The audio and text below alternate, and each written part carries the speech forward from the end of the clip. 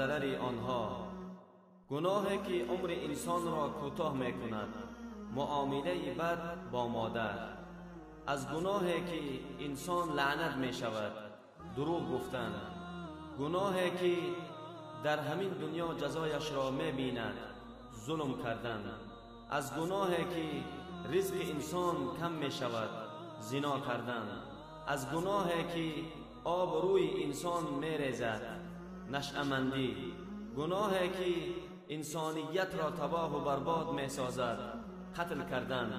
گناهی که نعمتهای الله را از بین می برد، تکبر کردن. گناهی که سبب قبول نشدن دعاها می گردد، خوردن مال حرام. از گناهی که الله ناراض می شود، نافرمانی پدر. الله همه ما را توفیق دهد که از این گناه ها دوری کنیم. آمین. این ویدیو را نشر کنید، شاید که به سبب یک نشر شما در دل کسی تأثیر کند و در ثواب شریک شوید.